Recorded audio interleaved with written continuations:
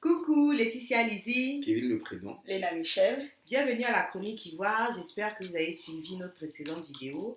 Donc aujourd'hui nous allons traiter certains sujets, comme d'habitude nous avons certains coups de cœur et certains coups de gueule.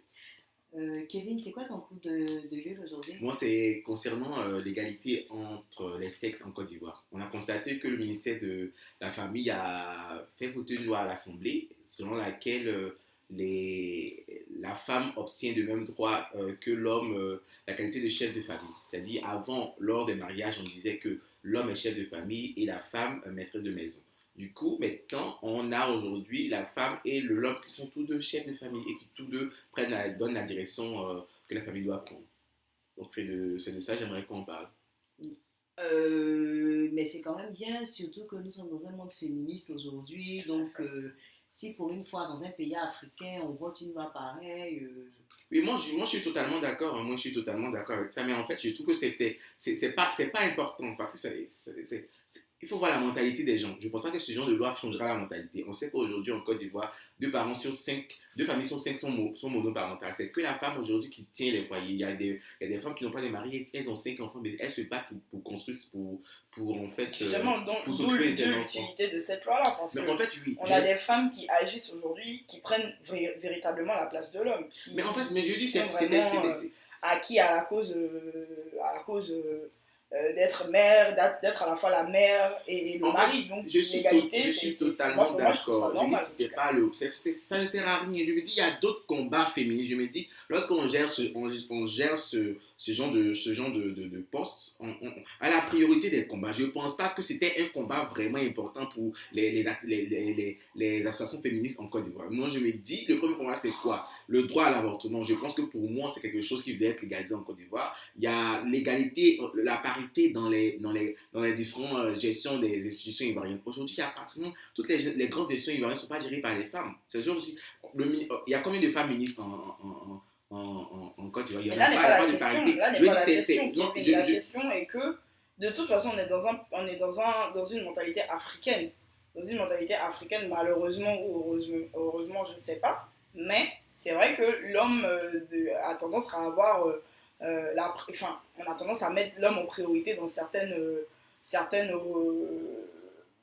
hautes fonctions. On place plus l'homme, en fait. Mais je dis, Malheureusement, c'est la mentalité. Je dis, c'est pour ça que ce ministère doit se battre pour que la mentalité change. Mais en fait, je ne pense pas que mettre aujourd'hui dans un texte municipal que la femme est chef de famille, ça change quelque chose, ça change pas. En fait, ce que tu veux dire, c'est que cette loi a été votée juste pour qu'on la vote en général. Voilà, parce que ça change rien. En gros, ils ont sur le territoire, ça change rien. Dans les fêtes, il n'y a peut-être rien. Il n'y a rien, en fait, il n'y a rien, il y a aucune plus-value qui sort de cette loi parce que la mentalité des gens ne va pas changer. Les femmes qui gèrent seules leur foyer geront toujours leur foyer parce que du moment où c'est une famille monoparentale, où c'est la femme seule qui est à la maison, il n'y a pas papa. Donc forcément, directement, c'est elle qui devient chef de famille. Donc je ne sais pas en quoi ça change la mentalité des gens en plus. Ça peut éveiller les consciences. Moi, j'ai bon espoir. On espère en tout cas, moi, c'était ça mon coup de cœur. Je me dis que je suis d'accord avec toi, mais je pense qu'il y a d'autres combats que le ministère de la Famille doit essayer doit trouver. Mais ça peut quand même éveiller des consciences. Moi, j'ai bon espoir. Marlène, on pense quoi à la fin finalement pour terminer sur le sujet? Je me dis que c'est pas mauvais cette initiative. C'est juste qu'il faut faire un travail derrière. Il ne faut pas seulement s'arrêter à voter la loi, ou il faut mettre des dispositions pour que dans la mentalité des Ivoiriens, les gens puissent comprendre que les femmes se battent aussi bien que les hommes. Que les hommes, tout à fait. C'est ça. Bon, Michel, toi, tu as un coup de gueule aujourd'hui? Oui, j'ai un grand coup de gueule. Le coup de gueule que j'ai envie de pousser, entre guillemets, aujourd'hui, c'est concernant nos frères. On est tous de la diaspora, mais nos frères d'ici ne connaissent pas leurs priorités. Ah, d'accord. C'est-à-dire que on est dans un pays, quoi qu'on dise ici, émergence ou pas émergence, 2020 ou pas 2020, on est dans un pays qui est quand même encore en développement. Et les gens de la diaspora, nous en l'occurrence, ou nos frères peuvent se battre pour aider à faire avancer. On a certains pays où, par exemple, les gens de la diaspora sont considérés limite comme une richesse du pays. Haïti ou Cuba, par exemple. D'accord. Mais chez nous, là, nos parents, les gens de la diaspora, quand ils ont leur salaire, nous, on est encore étudiants, donc de toute façon, on ne peut pas aider plus que ça. Mais ceux qui ont des postes bien, qui sont, on va dire, bien placés, ou même qui ont des boulots qui peuvent quand même, ne serait-ce que faire des petites économies, dès qu'ils ont leur argent, c'est pour aller dans les soirées à Loukou. Pour aller voir Pado là. Il est français, hein? Il vit en France. Il est de la diaspora, mais Pado à maison à Abidjan. Ah, Pado est français. Mais c'est que c'est de la diaspora. Il est de la diaspora, on va dire, il va aux Françaises. Mais Pado à maison à Abidjan, mon frère. Toi, tu n'as pas. Tu as cotisé la soirée à Loukou au lieu de mettre l'eau dans ton village. Moi, je veux enchérir ce que tu dis. Faisons juste une analyse à vol d'oiseau. En fait, regardons en fait,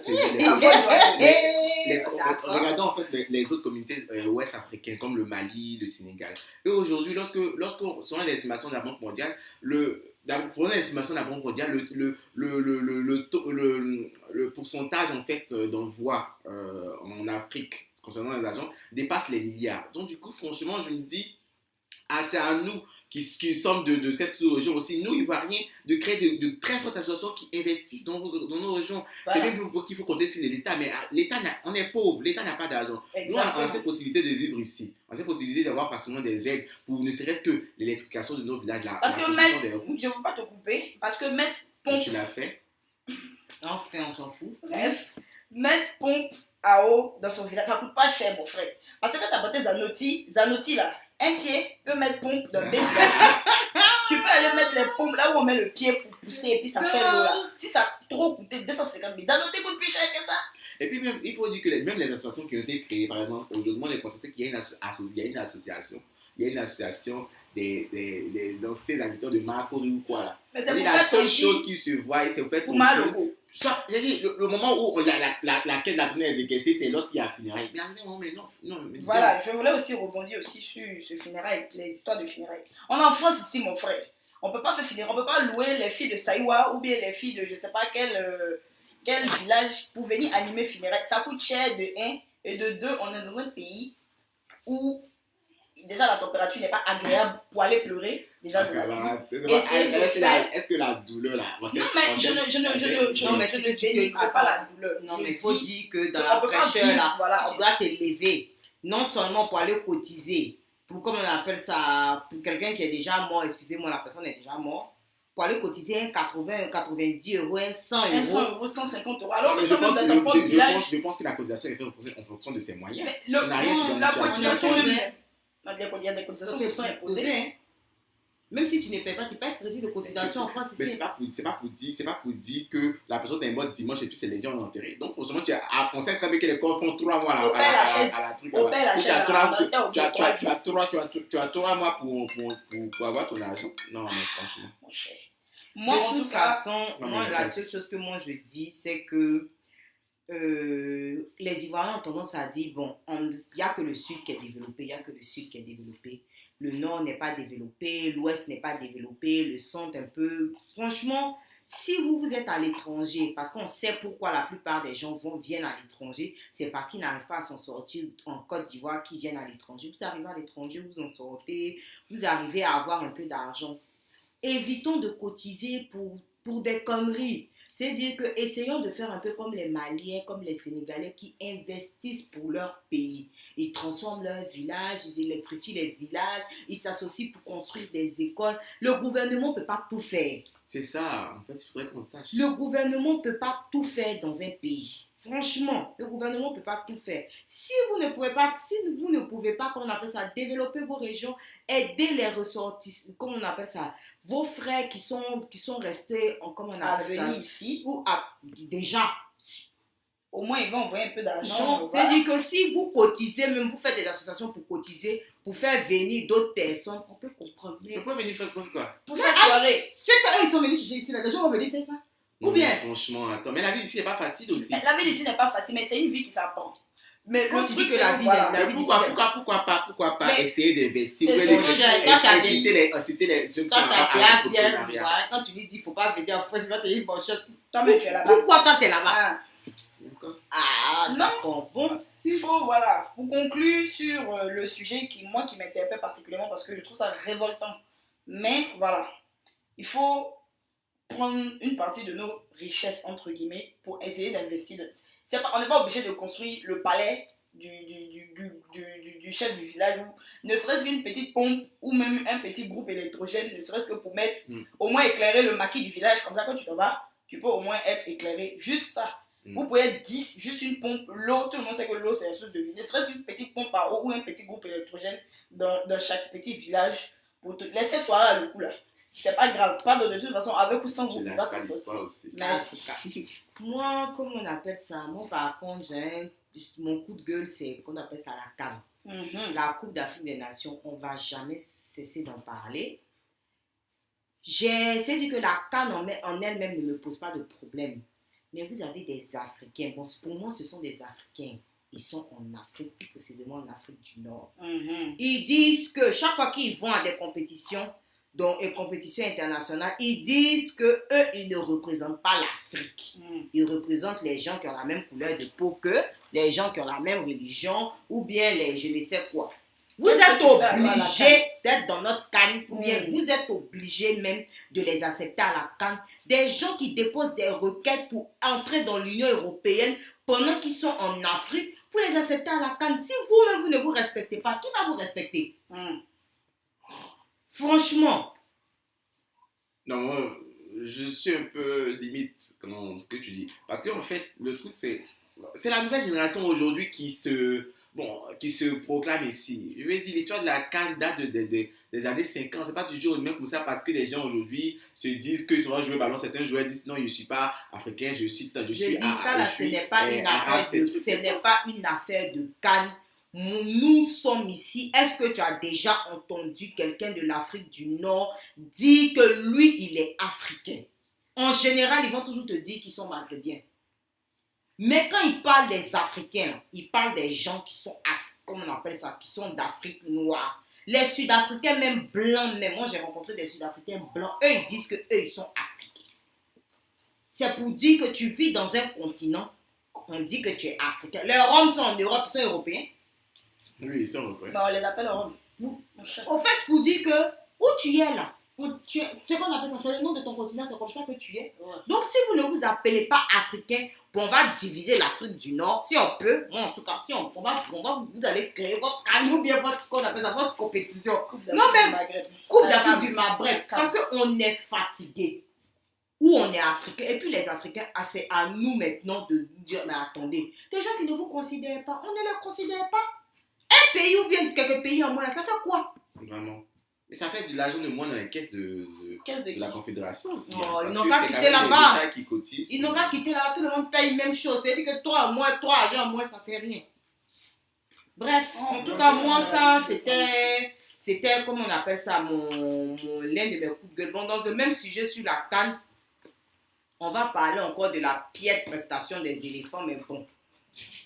De toute façon, à force, on est habitué, mais ça fait quand même mal, quoi.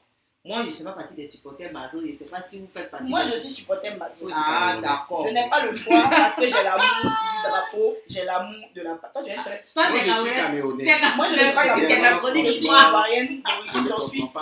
Je ne comprends pas ce qui se passe. Ouais, maman. Bref, ce qui est sûr, on va continuer de parler de ça. Et comment dirais-je, vous avez fait le malin ici. Vous avez dit que moi, mon Daïs Zibo. Moi, quand je dis Daïs Zibo, c'est Didier Drogba, quoi. Mon Daïs Zibo, il vous porte la peau. Le Pelé. Voilà. Mon cher. Voilà, pour rebondir justement sur Drogba, que j'adore. Hein. Personnellement, Didier Drogba, c'est un homme que moi j'aime bien. Je ne suis pas supporter Mazo forcément de lui, mais c'est quelqu'un que moi personnellement, pour qui j'ai un profond respect et que j'adore beaucoup. Mais avec ou sans lui, on a fait de piètres prestations aussi ici. C'est vrai que Drogba, il a l'âme d'un vainqueur, il a du charisme. C'est vrai que Drogba, c'est un vrai capitaine. Yaya, pourquoi je reviens justement sur ton coup de gueule. Pourquoi Yaya est capitaine en fait? Je ne remets en aucun cas ses qualités de joueur. Je trouve que c'est un homme même qui est extraordinaire. Mais Yaya, c'est quelqu'un qui a un tempérament timide. Il peut pas. Il est mou comme une éponge. Mou, c'est trop dit. Non, Yaya, c'est mon enfant, entre guillemets. Mais vous parlez de façon pas très française, c'est mon enfant. Mais voilà, il n'a pas la poigne qu'il faut. Yaya, il est timide. Il a du charisme, mais il est timide. Quand tu as une équipe de voyous, comme notre équipe là, il faut quelqu'un qui fait peur. Et c'est ce que Drogba avait réussi à faire. Il y a des faux. On met Drogba devant parce qu'effectivement, il a marqué beaucoup de buts, etc., etc. Mais il y a eu, avant lui, il y a eu des bons joueurs aussi. Faut pas rester la vérité. Mais c'est vrai qu'il n'a pas le charisme, voilà, de Drogba. Donc c'est ce qui est dommage. C'est ce qui fait aussi que voilà, on a une équipe aussi qui fait des prestations. D'autant plus qu'on a des belles individualités, mais le groupe là, c'est-à-dire les éléphants de l'équipe là. Donc, voyez, vous savez pas. Mais il faut dire que. Et puis écoutez aussi vos coachs, vous là, truc. Mais il faut dire que ça, c'est vraiment grâce à Drogba. C'est-à-dire pendant plus de 10 ans, il y a eu l'espoir.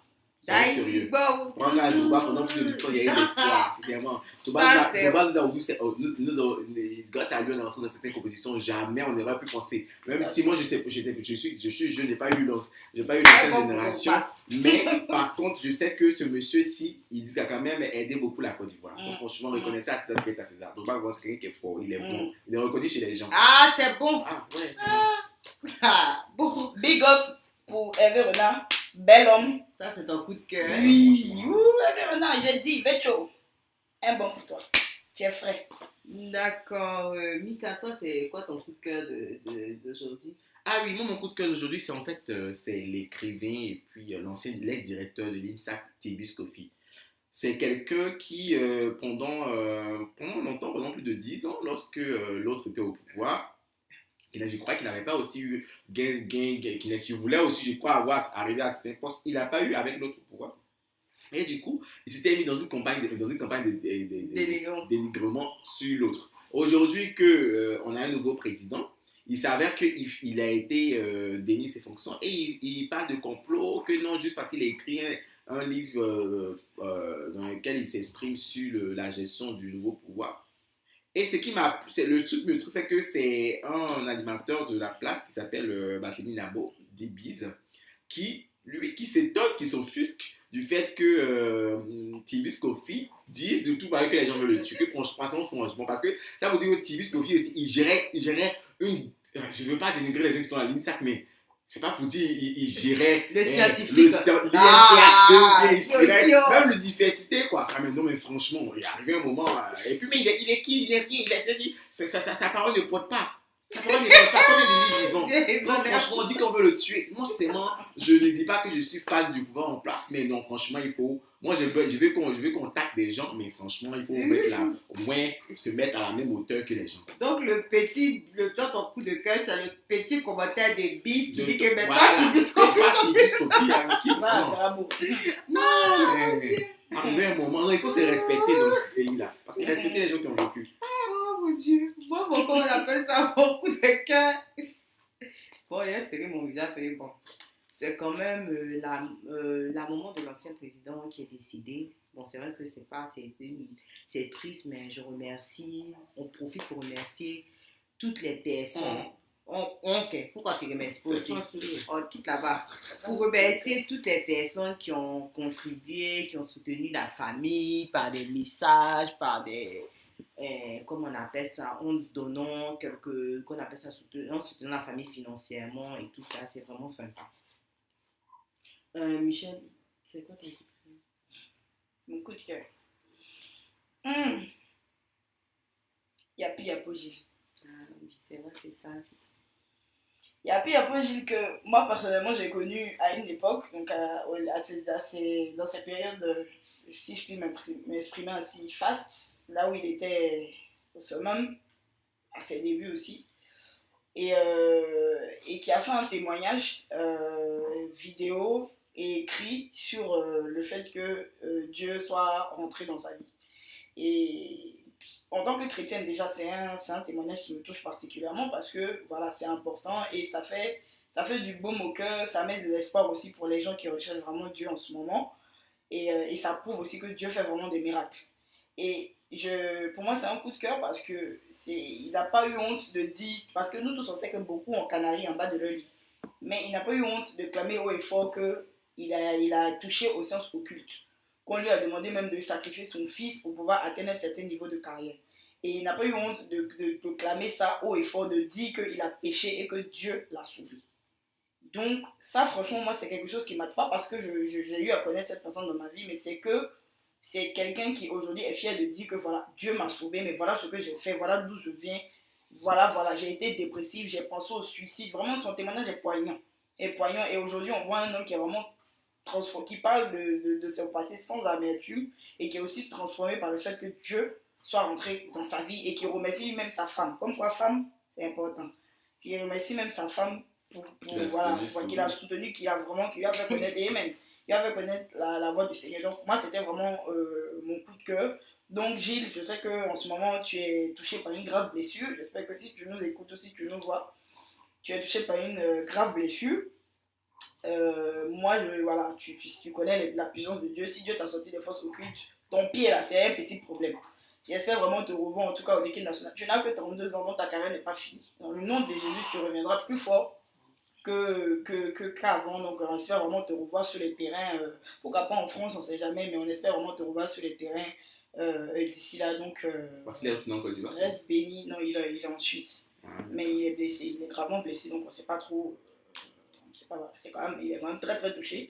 Donc on ne sait pas trop s'il pourra continuer sa carrière. Mais dans le nom de Jésus, même si le foot s'arrêtera, ta vie ne s'arrêtera pas.